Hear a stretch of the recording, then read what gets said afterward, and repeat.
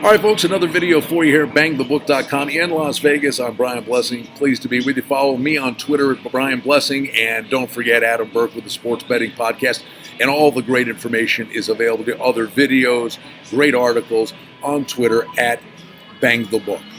College football, it's not far away. We're doing conference previews for you during the course of the summer months. And let's do a big boy conference. And we're talking about the Big 12 in this video. But honestly, might be a bit of a down year in the Big 12 for a number of reasons, and we'll dive into that. Let's run through the teams. We'll start with Baylor.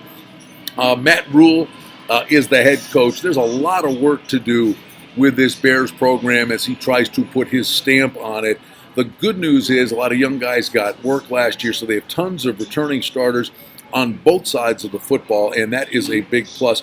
And in addition, Rule is going to get 5 D1 transfers. So he's starting to stockpile the talent.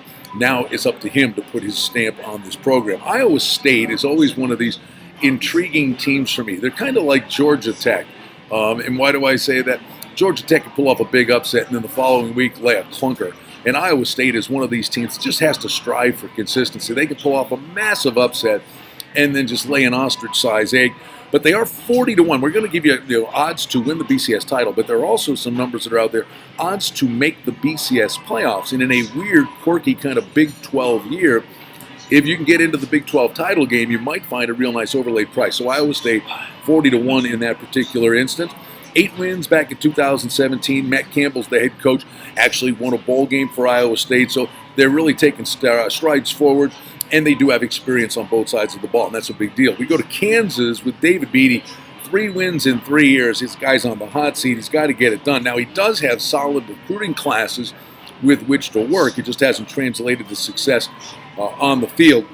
And here's the rub for Kansas. They face a really tough schedule. In fact, their last 8 games are against teams that played in bowl games the previous season. We go to Kansas State. Bill Snyder's the clock that keeps on ticking, the Energizer bunny on the sidelines for head coaches.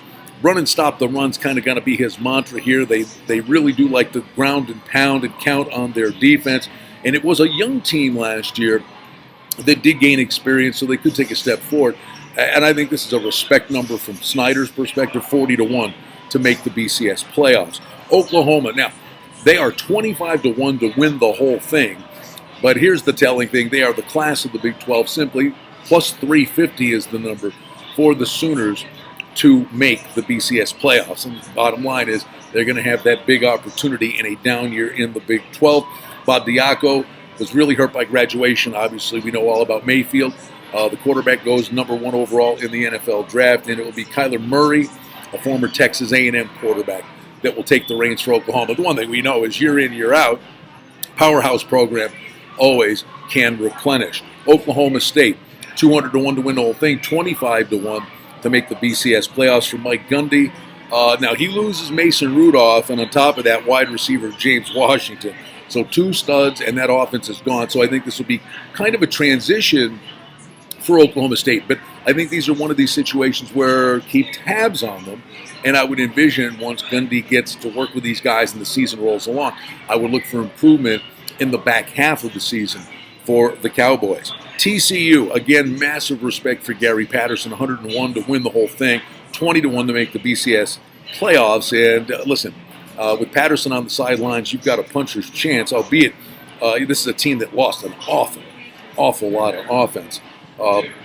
They're going on the ground and pound mantra this year, and they will be counting on their defense to keep them in football games, but we know they're well coached. Now, Texas is 30-1 to win the whole thing and 8-1 to make the playoffs, and this is obviously some respect for the talent that the highly thought of coach Tom Herman is bringing to the table here for the Longhorns. Specifically, it was a young team, gained a lot of experience last year, and the one thing that happens in Texas, I'm from Pennsylvania, and when I was a kid, it was Pennsylvania and Ohio were the studs for high school football. Well, now it's Florida, Texas, California, and the Longhorns win the battle in the recruiting wars in Texas, so you know they're going to have a ton of young talent coming in that can contribute. The thing he'll have to do with this team to take a step forward is find a way to learn how to win those close football games. Texas Tech, Cliff Kingsbury, we know they can score. The offensive line's back, so that's good. By time for the quarterback to chuck the football around.